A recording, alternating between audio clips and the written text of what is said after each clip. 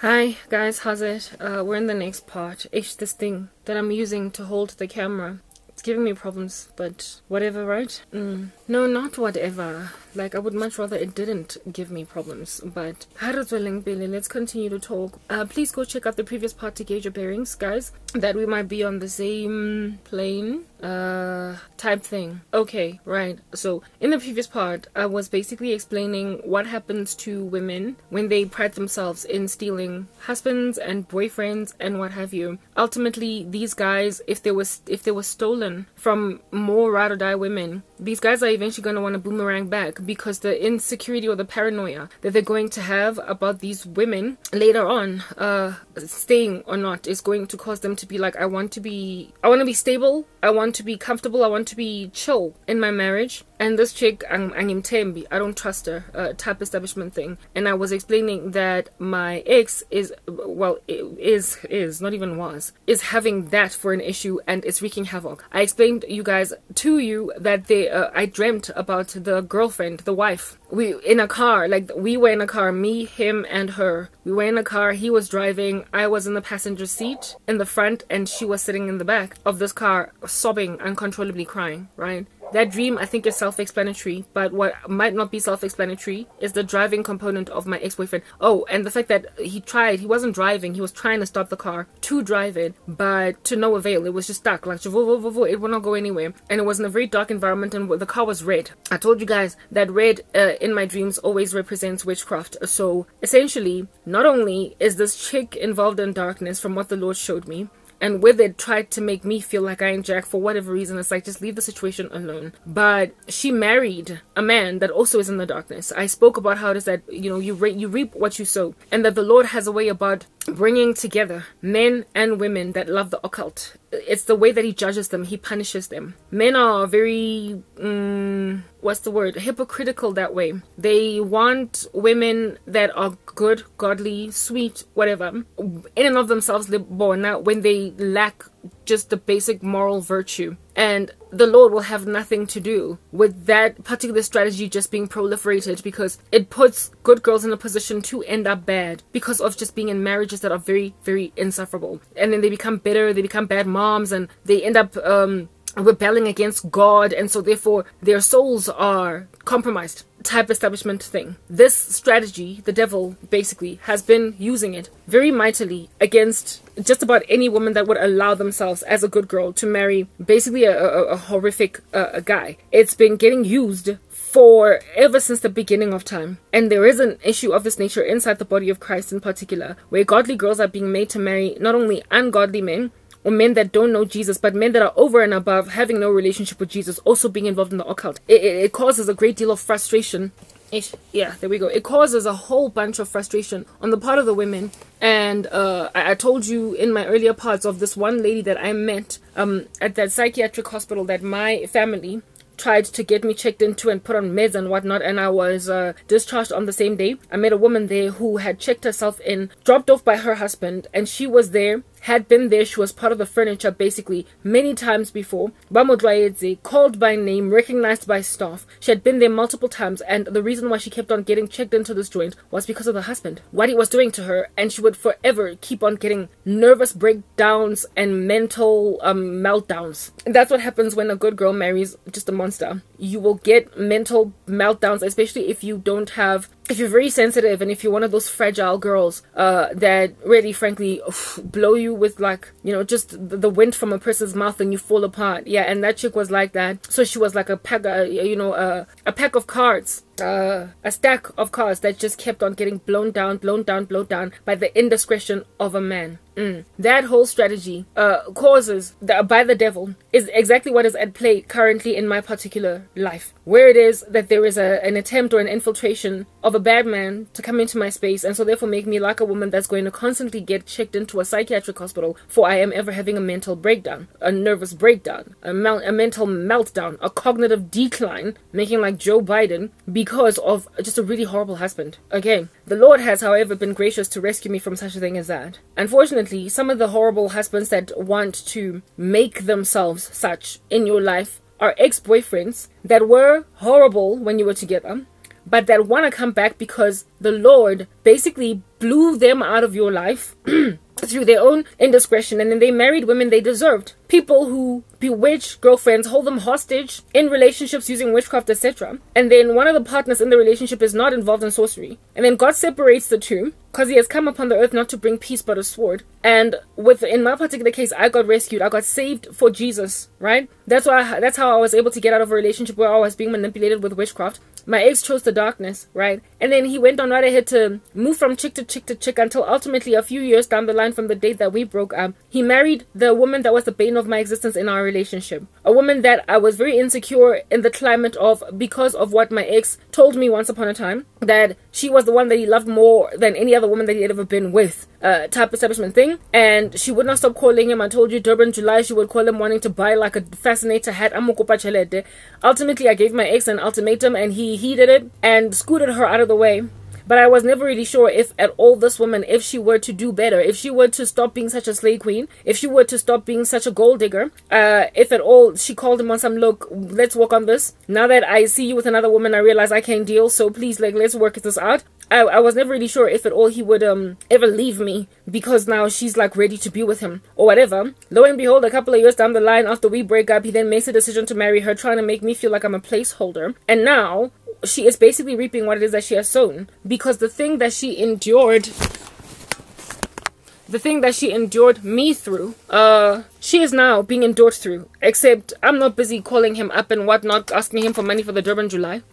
I am just running in his mind rampant, marathoning like no man's business, because he misses me. He misses me, right? Due to, I guess, the fact that he realized that he lost a good girl and he is in an unstable ecosystem. In this dream that I had where we were in a car, the three of us, and he was trying to drive it, I was in the passenger seat, kopele, while this chick was at the back. That was me being shown that this dude is trying to control the outcome of whatever under heaven is going on with all of us. I'm a lawyer as well. I was like, just in the same way that my ex was trying to control me in the relationship with sorcery to keep me in a bunch, so too is this wife of his. Also, allegedly, apparently being kept in a bunch, because really and truly witchcraft doesn't even work that well. She is also the victim of his sorcery, especially considering that she was never trustworthy in the first place. So he's holding her banked in that space. But if it was up to him, he would much rather have me and not so much her. So he is a man that is involved in darkness, would much rather have another woman, but the one that he has, he's also holding in. What in the world? So essentially they deserve each other. In the dream, she was sobbing, crying uncontrollably because she can tell she has picked up and she is thoroughly aware of the fact that this man is in love with another woman. She knew this guy before me. She knows Zoro Ojwang as a person, and so therefore has made the observation that he has changed as a human being, and he's not the same person that he used to be. And it is a heartbreaking affair to gaze upon this reality due to the fact that he is now mean to her, having declined. He's not as loving. He is not as sweet, as kind. He has changed. The occult will do that to a person. So Obotogu, she's in pain now, but she is reaping what she sowed. The very same sorrow I had in the relationship because she gave me grief when I was with him, she's now feeling. She's now feeling. A man literally unable to stop dancing around another woman that is not her. Except, unlike with me, where I was not really sure if at all this chick were to call him, if at all he would just run and like go and be with her instead of stay with me. She is 100% certain that should I make a decision that I miss him and I want him and I want to be adored by him, that he would come to me. He would drop everything. He would ditch her and essentially get a divorce and marry me. She is 100% aware that that is what would happen. And the reason she has reached that conclusion is because of the obsession with me that she has picked up. You don't get to live with the man who is obsessed about somebody and not find out. The other guy, the other guy that I told you about, Uzama, right, was busy checking out my content and also my photos on Facebook, maybe even my blog and my YouTube channel. And one day his wife busted him. Remember the dream that I told you I got? Remember as well that whole series that part that I did, that we've come from that place. I'm kind of hoping people are listening to me chronologically, piece by piece, part by part. Then you will know what I'm talking about. Remember that story that I told where I was like, Uzama, I got one dream of his wife standing in a corner of a room where he was standing in front of a computer, sitting in front of a computer screen, checking out a whole bunch of my content, my photos, my like videos, whatnot. And she saw him from a distance, but he did not see her see him. So essentially, she picked up, she noticed that her man was basically obsessing over another woman. He was enamored or besotted with another woman. And what it did was cause this female in his life, his girlfriend, to basically lock me in a room. I had dreams where she was putting me in a taxi, sending me away. The other dream, I was knocking on the door trying to talk to him, and she was claiming that he's not home, etc. Same situation here, where it is that it is near on impossible to be with, like, to have a husband that is just like preoccupied perpetually with somebody and not one day like just kind of find out or bust him or happen upon something. When my ex-boyfriend and I broke up, I used to have this digital camera that I took like a whole bunch of photos of all of our everything, right? And not just our everything, but the scheme, the friends that we used to hang out with, the places we used to go, the brides, the picnics, the whatnot. I would be like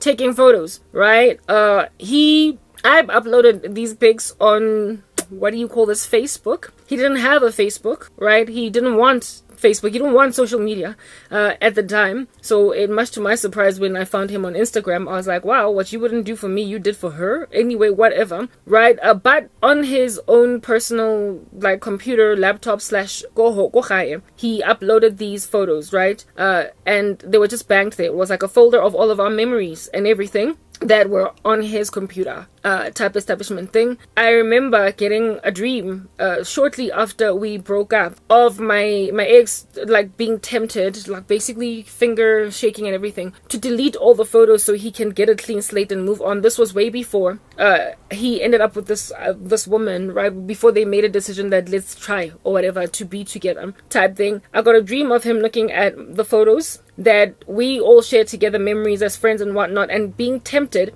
for the sake of moving on to delete them, but then making a decision to not delete them because it was like a whole 5 years of his life. In the same way that I also on Facebook wanted to delete pretty much everything that was where he was in my pic, but I was like, that was like 5 years of my life. I actually lived it. I can't erase this human being from history, because if I do, I erase 5 years of my life. We used to spend all our time together.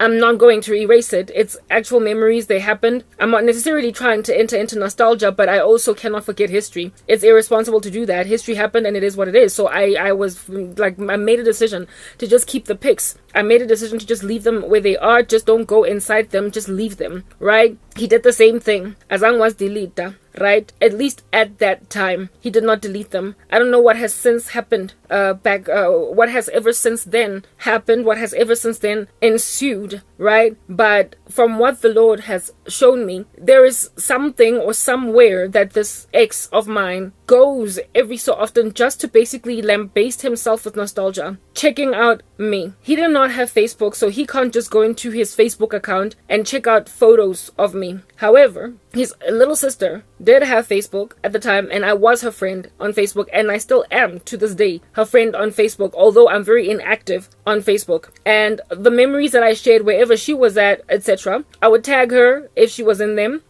like, you know, blah blah blah. So her little sister has got access to my Facebook, whatever's happening there, but there's nothing happening. I don't upload anything. I don't even upload. Like, I have a different Facebook page altogether for ministry. I'm no longer in my old place, in my old Facebook, because I've been broken by the world I come from, and so I'm not trying to be all up in there posting anything. I'm just gone. I'm like dead. There's a tumbleweed. But I deactivated it, and I left it deactivated because I believe the rapture is going to happen. And there was a time when I tried to reach those buffoons for Christ. Recently, maybe like a year and a half ago. A year and a half. Let me think. Let me just be. Yeah, about a year and a half ago. A year to a year and a half ago.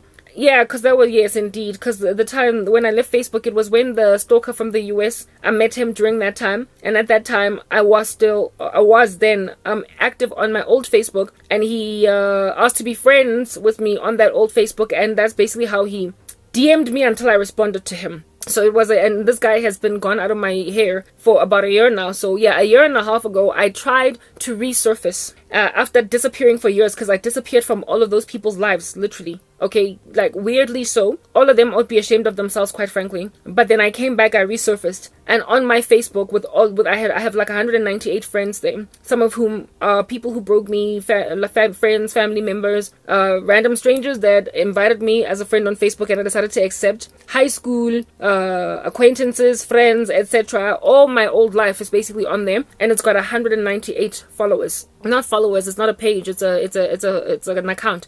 Friends, I have 198 friends on there. So I was like, I mean, who wants to go to heaven by themselves where there's no friend, no family member, anybody at all going with them, right? I understood that a lot of the people who are professing Christ are lukewarm. So I basically decided that I'm gonna try to see if I can't evangelize them from my Facebook. They all completely ignored me, or at least acted like I wasn't even there. I wasn't even showing my face. But I rocked up. I even complained a lot. I was writing a lot of like essay like size posts, basically lamenting, complaining, etc.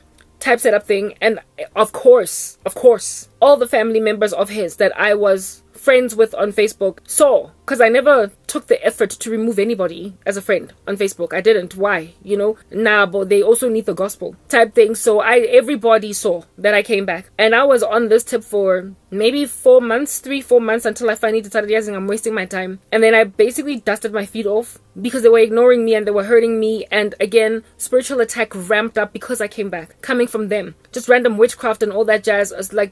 From my friends on Facebook. So I was just like, yes, I'm not doing this. And I started getting harassed by my mom, because one of my cousins is on Facebook and she kept on telling my mom everything I was posting. So I was like, everyone has been trying to handle me using my mom. Anyway, whatever. So I was like, hey, I'm gonna start a brand spanking new Facebook page, and that's where I'm gonna do ministry. Lo and behold, it actually worked for me, because within just like 2 months I had already 1,000 followers. And then at the stage of having 1,000 followers, Facebook then shadow banned me. Now I'm not growing anymore. Nonetheless, those 1,000 followers, I cater to them now, that continue to grow and develop by like 1 or 2 followers. Granted that I have been shadow banned. Yes, the censorship is like a whole thing on social media, and for me it's like it's more worth my while to do the ministry to those 1,000 followers rather than those 198 friends that frankly, you know, were pigs and dogs that I was casting my pearls to. And the Bible said, don't cast your pearls to the pigs, nor give what is sacred to dogs, lest they should trample them underfoot and then turn around and tear you to pieces. So I was like, here I'm appreciated, and these people who are following me because they like the work that I upload. They would not have otherwise followed me. So the only place where I upload on Facebook is there, my page. I do not even log in anymore to my old account unless I want photos in order to upload them, because I'm busy sharing an experience on my blog, and the only place where I have got footage of my old life or photos of my old life is in that page. I got in that old Facebook account. It's always very hard for me to go there, but I go there literally just on a mission to be in and out. During that season, however, of having returned for just 4 months or whatever, his family saw me. People that are in his life, they saw me. And I would imagine that among them, whoever, like, could have been his sister, maybe one of his cousins, etc., were like, hey, Karabo's back on social media. Upi zinza reraka this Jeso of hers. She's busy with this Jesus thing. She's basically crazy. I can't believe she's still in this on this tip. Blah, blah, whatever. Now, my ex has been acting very cool and aloof to his friends and family concerning me. He's acting as if though, whatever, good riddance, I could not care less.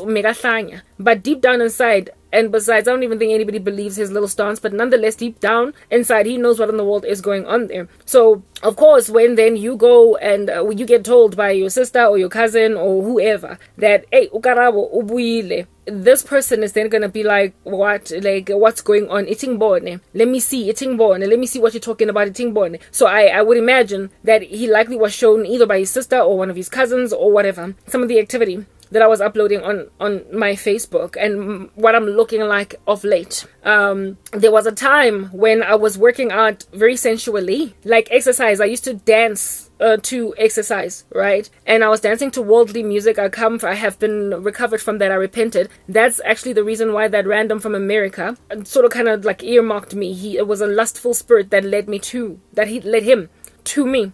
I was using it to cope, to survive, and since I struggled to work out, just rote mundane squat up, lunge up, so I danced, and it actually got my body toned. I've lost much of my muscle mass because I stopped because of the attack that I eventually gained from that lustful rando go America, that to this day I'm still trying to literally brush off dust off my body. I had to repent. God showed me that you're gonna draw attention to yourself. That's messed up, right? I was busy justifying it with the fact that I'm in a lot of pain, so I'm gonna do what I need to do to survive, including workout. No Christian should be out here in these streets twerking. By the amazing grace of God, I stopped, but not before showing these randos, Grandshop, look at what you've done to me. This is what you've reduced me to. And I suspect my ex-boyfriend happened upon some of those images. Now, when we were together, I never used to work out, at all, McDonald's every second or third day, that's what's good. Cellulite doing its thing all up in my body. A little bit of weight gain, not a little, a lot. Like when I was in my 20s, 25, I was very, not very is a strong word, but I was kind of chubby. I'd gained weight. I was on the pill. Water retention was having a field day. So I was, I filled out a little bit. I had some girth. Yeah, and of course, like the cellulite, if you're not working out, that's going to be a thing as well. Well, when I was exercising, not only was I sensual, but I was what is this, scantily clad. Frankly, yeah, proper. Backsliding. Yeah, it'll slap you upside the head. I'm busy uploading this content where I'm wearing these shorts and these crop tops and what have you, and I'm working out, dancing in this particular fashion, right? And I suspect my ex's maybe sister or cousin, whoever, was like, yo, Bekukarabo manje. She's all up in everybody's grill twerking. Proper, I had a season of that nature. Whether or not I was out there in these streets twerking, yes, okay, fine, that's relevant, but it's nonetheless to a certain extent irrelevant, because my body had significantly improved from the time when I was in my 20s, busy rocking McDonald's food all up in my throat every second day, and not exercising, not doing anything to tone myself, iron out the cellulite, nothing. I was doing nothing when I was in my 20s. I was sedentary, right? And I got fit, very fit. I used to work out hours every single day. Yeah, I've dropped the ball, but really, frankly, it's because of spiritual war, and I intend to return to exercise. Not like that though. There was a time when I was actually working out better, but I've lost my fit. I'll gain it again. Really, I'm not scared. I just need to I've already uprooted the sensuality, but I'll return. That's let's not labor on that particular point. Nonetheless, I had gained some muscles, I had toned and smoothed out cellulite, lost weight, right? I still am not at the weight that I was when my ex and I broke up. I've never ever gone that big again, and I believe that is because I stopped taking the contraceptive pill, right? I still am off it, so my weight is just kind of maintained in a particular space because there's nothing messing or manipulating with my hormones anymore. Okay, very well. So I was slenderer, I was thinner, more toned. I was just basically looking really good. That's what I'm trying to explain, albeit quite licentious. If a Christian were to happen upon me, a real one, they would gouge out their eye and walk away from me. They would not take me seriously as a Christian. But remember, I'm not talking to Christians here. I'm speaking to a bunch of lukewarm people that frankly kicked me out of the world precisely because of envy. Type thing. So when in the world, if you're lost, no man's business, and you happen upon a fitness person, somebody that's getting fit by dancing, or getting fit by lifting weights, or getting fit by jogging, running, and they came from being chubby, pudgy, and full of cellulite, you get celebrated in the world. You get celebrated as one who has made quite an achievement in your body, when last year you were chubby and depressed, and now look at you all toned, showing everybody your glutes on TikTok. You are heralded, you are celebrated, and I had achieved that. I had basically come from a pudgy little 26-year-old. I was 26 when I came to Christ, and when my ex and I broke up, right? Came from a pudgy 26-year-old to a super fit 37-year-old. I'm 38 now, right? So to a fit 37-year-old, and your body's looking much better than it did when you were in your 20s. There's no more cellulite. Your glutes, just toned. I was toned. I can't say I was ripped, but I definitely looked a lot better than I did even in my 20s. And then there's this face that you're looking at as well. right? So basically, preservative. It's like I had been put inside a salt solution and I did not age a day. If anything, I improved. And like I said, these people are lost. They're in the world. So they're not thinking, flee from sexual immorality. A woman must not be sensual. Licentiousness has no place in the kingdom of heaven. I'm sinning against God, but they don't care. Because they're not in Christ. They're not of the Spirit. They have no conviction in that regard. So to them, I'm a person that went from, you know, flabby to fit. And it was something that somebody that is in the world would covet. If not covet, be broken by. If at all they were hoping that somebody would plummet, fall, and be demised. So I imagine my ex was like, let me see these things that this chick is uploading on the Facebook machine. And then upon seeing my body, I mean, he was a man that had my body at some point. I was sexually active. We were fornicating, right? He had never seen me looking like that before. He had never seen my body in that shape, toned. So, I mean, you could imagine the thoughts that were probably running through his mind on some, we break up and that's what she looks like. She gets fit. Her body is like all fabulous and what have you. And it's, again, one of those, remember that song that I spoke about in the previous part? Yeah, Janet Jackson. I heard from a friend today and she said you were in town. Suddenly the memories came back to me in my mind. It's like when his relatives, or friends, because it was not just relatives that I was friends with on Facebook. Some of his boys I was friends with on Facebook. They likely were like, hey, I saw your ex, my goodness, you know. And I mean, a worldly guy would likely say, yo, she's looking good, type thing. Ain't nobody gouging out eyes here. They're carnal. Do you understand? So nobody is like, she's lost her mind. People in the world do not look at a person that has done really well in fitness and think now she's naked on the internet. They just think she's doing well. Like proper people in the world. I have seen on Facebook, not Facebook, sorry, but YouTube, men and women that have got like proper 9-to-5 jobs in corporate who have fitness channels and they rock up with like their abs gawking at everybody, women wearing bikinis on YouTube. And I'm like, your colleagues see this? Your colleagues know your like body structure. Like you, I mean, well, who wants their colleagues to have seen their six-pack? No. Like, no. It to me, it's, I don't even know why I was crazy during that season, guys. You know, like when the devil is having a field day with you, you will try to justify in the season of your temptation all different kinds of weird things that you're compromising concerning until God snaps you out of that, right? So to me, for anybody at all to see your torso, your legs, your glutes, your thighs, basically bikini vibes. Anybody to see you in your bra and panty other than your husband, it's just like flat out irresponsible, okay? I know that, I've known it, but I had a season of compromise, right? Type establishment thing. However, nonetheless, people in the world don't think that way. When they see you looking good in your bikini body, frankly, you are to be celebrated. And even if your colleagues see you on Facebook or on YouTube, because you also do fitness, and your cleavage is up to your chin, your torso is everybody's torso to consume and peruse, you're not going to have your boss being like, I feel like your images are inappropriate online, please bring them down because none of our clients want to see your glutes. They just think you're doing fabulously.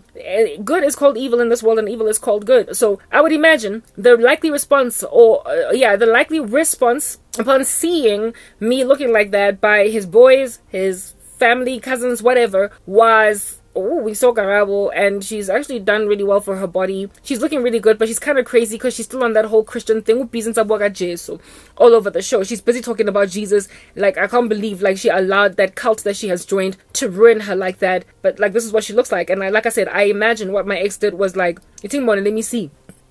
I could he's acting like he doesn't care, type establishment thing. And for you to see your ex-girlfriend looking like that in the world, you're lost, you're not gouging out any eyes or cutting off any hands. You will feel bad, you will feel sad, you will feel terrible, you will feel a sense of loss. And my ex saw me looking all thick, muscles and everything popping, and looking like Hercules, all right, looking like Danny Bravo, the female version, except not really, but like, I was toned in comparison to my former state. And he probably just, he likely bled inside, but acted towards his sister and everybody like, it ain't Jack, type establishment thing. Now everybody was busy looking at my content during the time when I was busy losing everything in my life, my career career was falling apart. Life was slapping me upside the head. People had access to my YouTube channel. People had access to my blog, right? So I imagine that my ex probably, after like telling, or whoever it is that showed him my images, he probably was like, ah, whatever, since I cannot, likely went into his own computer space or phone space or whatever, clicked on my blog, my content, I was uploading it on YouTube. I was also uploading it on my blog, and he had links to these things. He knew of my blog, he knew of my YouTube channel, and that's where I was talking. That's where I was also typing, writing basically my heart cry about what's happening. He of course did not have Facebook because what's this? Whatchamacallit, at the time when we were together, he did not have Facebook, and not unless he got Facebook and then found my account, which I doubt. But anyway, whatever, I have not gone to check, and I am definitely never ever going to go and check. Type establishment thing, anyway, whatever, but he found me. He was checking. I know that he was checking. It is currently every so often allowing himself to go into my content because he gets pulled at to do so. I personally have had such a temptation as that perpetually slap me. Every time I get harassed by new witchcraft or whatever from him, I'm tempted to like search his name and go into wherever it is that I can find him. But I try to brittle that because I don't want to hurt. I don't want my heart to break watching a person living a life while he refuses that I should live one. I don't want to covet. I don't want to envy. I don't want to suffer from nostalgia. I don't want to be downsized in the way that I feel about myself. So I really, really work hard to not look at, never mind just my ex, but everybody in my life. I try in my former life. I really try very hard not to look at them because they're busy living their lives acting as if though this thing that's happened to me is not a travesty. Okay, but I don't think they have as much self-control. My blog and my YouTube channel, I don't know how many times I have gotten dreams of God showing me random different people going there from my past, and a lot of them are the guys that passed me up. And recently I have been getting just these like nightmares about a myriad of them, not just my ex. Basically just like in my house. In my dream, it's always them in my environment. Either they like the other day I dreamt about my ex being Momo Kapoding and waiting for me to get out and for us to walk, basically strolling in the complex having a conversation. I've dreamt about the guy that I called head boy, the dude that I thought was going to be my husband that married another woman, and I cried like a baby. I cried like a dog. Yeah, I dreamt about him sitting in the house with my family members, my cousin, my sister, my mom, playing a game. And I walked into the room and he looked at me and he was like, "Hi, Karabo," right? I have dreamt about this random buffoon Owako the US that's currently really like trashing the living daylights out of me with witchcraft. He's just like busy, like no man's business. I have dreamt about him being in this room, like in this particular environment, telling me, "Baby, you know we're supposed to be together. Come on. Why are you being stubborn? You know." And I'm just like, "Get out. What are you doing all up in my grill?" Yeah, I sometimes get dreams that are very heavily licentious, like as in lots of sex and like a suggestion, lots of sexual suggestion. Sometimes even all the way capitulating sex, right? Which is why I keep saying to people, do not say that a person that dreams about sex is either watching porn, masturbating, or like demonically possessed or trapped in with an incubus or a succubus spirit, a spirit husband or whatever. Sometimes like sex in dreams often highlights or indicates just the presence of witchcraft and somebody taking it out on you. You must indeed fight it, make war with it when you see it, but you can't always prevent it. You can't always avert it. I don't know, like every night I pray and I ask the Lord to block certain dreams, and I also ask him to block me from being attacked sexually in my dreams at night when I sleep, and despite praying such prayers, sometimes I get them anyway, because I'm being shown what's happening, and the witchcraft is trying to affect itself in that way. So with my ex, recently I have been dreaming like no man's business in that particular compromised position sexually, like a lot of sex dreams back to back. I've been getting them. I have gotten a dream where he was basically cocking a gun, like fixing to shoot me dead. I've gotten a dream where he's walking around in this environment and waiting for me so we can take a stroll in my neighborhood and talk. I have gotten a dream of him. There was like laughing at some boy, young man that was like 22 or 23, that had a crush on me. right? And he was laughing at this man on some, you're busy spazzing over a middle-aged woman. You don't know that she's like 39. She's basically 40. You don't know that she's basically 40. She used to be my girlfriend, and you're busy spazzing over her. Stop spazzing over her. I didn't recognize the 22-year-old or the 23-year-old, but he apparently had a big fat crush on me, and my ex was teasing this guy, telling him, stop spazzing over this old woman. She's too old for you. And she used to be my woman. And then I stood up from where I was sitting, and I walked towards my ex, and he started to talk to me on some, how are you doing? Maybe you and I should be together again. We should get back together, after teasing the 22-year-old guy, right? Such dreams. I've been getting them in the past month or two, and it's just been ramping up to a point where now I felt like I need to do this series, this whole long chat. I'm explaining to you that my ex like Lulu back in the day. Remember that funny little horror show on TV? Ooh, Lulu, ubuyile. Yeah, no, he's back. He's like a haunting. And it's not the first time he's back. I get reprieve breaks, maybe for like 6 months at a time, 4 or 5 months, and then voila, he comes back again. I pray off whatever it is that he has done. And then the devil, I guess, nudges him. And then uya buya. What's going on there is nostalgia. He misses me. He ends up waking up very sad, very broken. About 4 months ago, I had a dream of him. No, not 4 months. When did AKA pass away? Around that time. I think it could be about 4 months, alright? Or 3 months, AKA the celebrity in the country. Around the season of AKA's funeral, right? I had a dream of my ex living back room my grandmother's house Kotladi, right? Soweto. Yeah, where now my uncle and everybody lives. I had a dream that my ex was living in a back room in that house. Again, when I see family homes, it's just evidence of where it is that witchcraft originated in my family. It's just what's happening to me is a byproduct of what my family started. It's like their sins have manifested other people's sins. They have emboldened other people's sins against me. So a lot of times when I dream about these people, they're always in the context of the original sin of my own family, right? And he was living in a back room right there, Kotladi, and he came out from like out of one of the back rooms, Kotladi, right? And AKA and Caspanyo Vest, right, were having a conversation about him in my dream. And they were like, I gave him the name Nonsi, right? They were like, hey, Nonsi, he's been crying all weekend. He's been crying all weekend non-stop, just sobbing all weekend. We don't know what to do. Right? This is in our AKA and Caspanyo Vest. I don't maybe it's because my mind made Dumenga what was going on with the whole AKA thing, right? So maybe that's why they made it into my dream. But a lot of times when I dream about dead people, it again speaks of either death in trespasses and sins, or impending death, or some kind of death curse operating, right? But that dream was just horrible.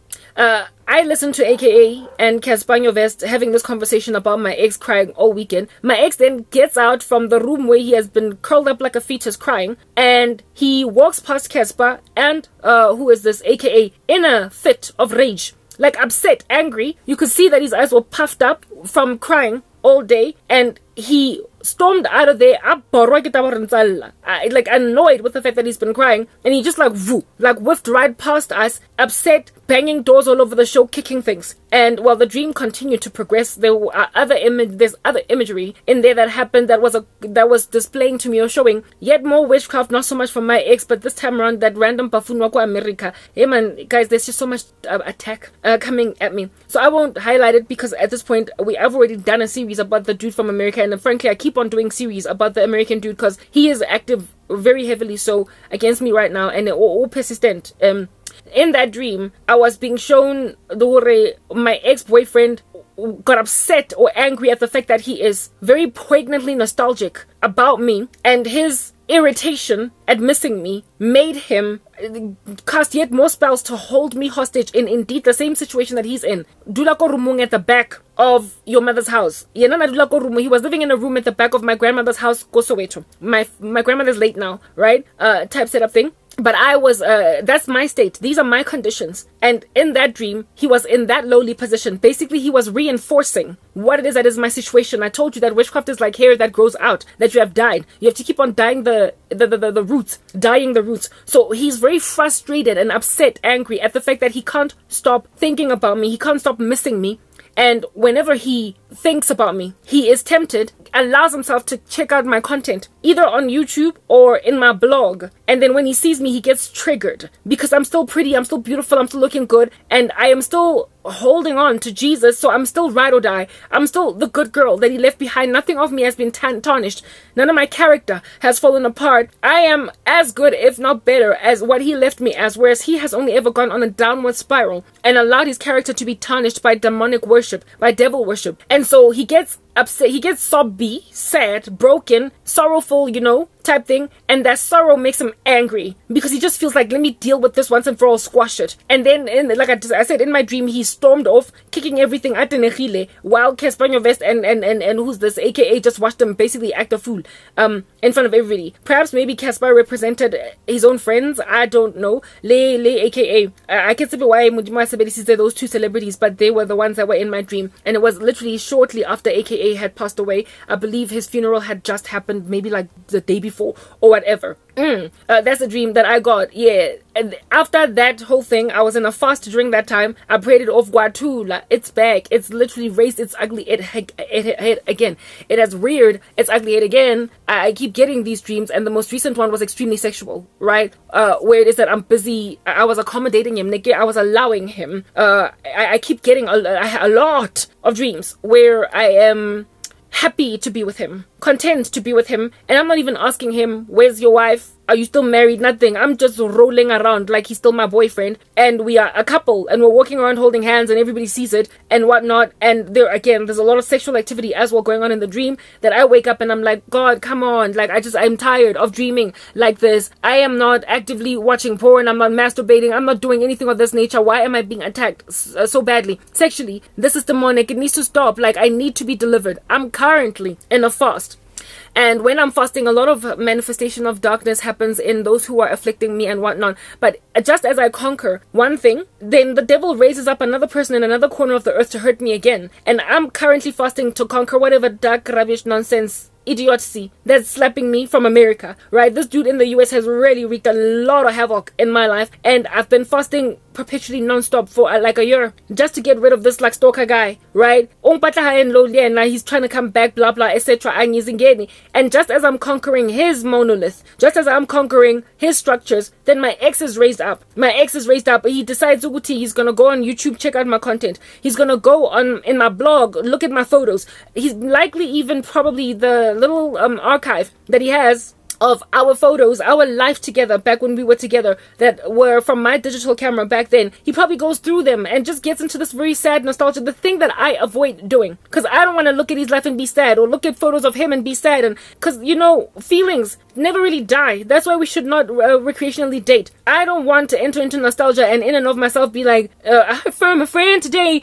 or ran into you yesterday. I don't want it to come back because I know it is there. It is a temptation in me, so I actively avoid looking at my ex, any images of him. I don't want to see him and what he's doing right now, how he's looking. I don't want to see his family. I don't want to see his children, however many he might have. I don't want to see him walking around with his wife or taking photos at a picnic. I don't want to see him. I did it once. It shattered me, and I stopped, and I just ever since then have just really exercised a great deal of self-control. But he is not exercising the same self-control, and I wouldn't even be throwing myself back into nostalgic mode with my ex like this if I had a life. But I'm lonely and I'm broken, and for the better part of the time I'm always very sorrowful, and I'm always under attack, and I'm always fighting demonic spirits, blah blah blah. I'm always fighting, guys. And my ex, this whole series, the reason why I'm busy talking days on end, why it's been 4 days now that I'm doing this series, having given you the context and the history of my relationship with my ex, is because I am trying to conquer what he has done. I recently come from doing a series about the dude in America and his stalking, and I think it was only 7 parts. Here it is that this thing is, well, I don't know what part this is, but I'm rapping